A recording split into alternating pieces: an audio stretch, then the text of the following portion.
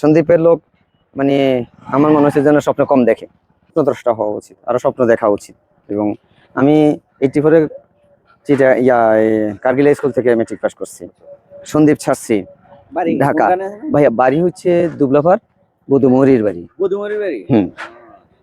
বাবা সেলিমের নাম শুনছিলেন? উনি আমার চাচা হন, একই বাড়ি। তো ভাইয়া এই যে 84-এ মেট্রিক পাস করি সন্দীপ ছাড়ছি, চিটাগাং গেছি, চিটাগাং কমার্স কলেজে লেখাপড়া করছি, ওখান থেকে সিএ পাস করছি, ঢাকায় গেছি।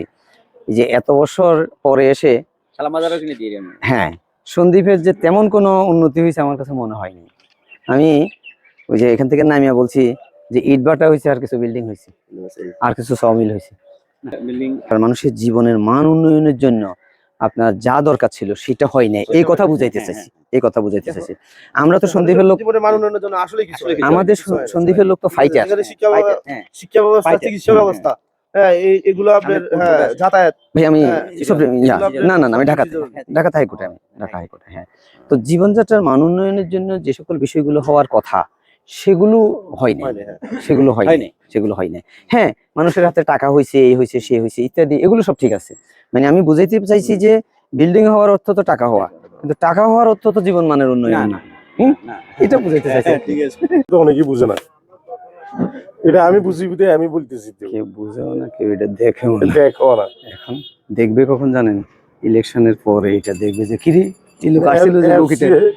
আমি এখনই আলোচনা করতেছি কাগজটি দেখি, আমি বলে যে উনি যথেষ্ট শিক্ষিত লোক। এফসিএ মানে কি? এই মাটি তো আমাকে শিক্ষিত বানাইছে, এটি তো আপনাদেরই আশীর্বাদের ফসল। আমি তো এই মাটিরই সন্তান। আমরা তো জাতীয়বাদী দল করি, আমরা তো কোনো অসুবিধা নাই।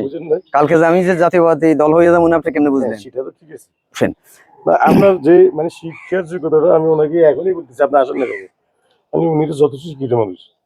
এটা তো আমি দেখি নাই ইয়েতে পোস্টারে, দেখিনি। এটাতে দেখি আমি এফসিএ মানে উনিগুলো কি, এফসিএ মানে সিনিয়র চার্টার্ড অ্যাকাউন্টেন্ট। এটা হয়েছে কি, ধরেন এই জিনিসটা তো কেউ বুঝে না, এটাকে পিছনে দিছি। অ্যাডভোকেট তো সবাই চিনে। এখন কি পড়ালেখা করছেন এটা বললে কি বলবো? এফসিএ বলবো যে কি ভাই বিএ পাসের নিচে না বিএ পাসের উপরে, কি বলবো বলেন? এফসিএ অনেকে বুঝবে না। এই জন্য এই যে আপনার কথা বলছেন, তো আপনার সাথে কথা বলছি, এখন পর্যন্ত সন্দীপ আমাকে আর কেউ জিজ্ঞাসা করে না আপনি ছাড়া।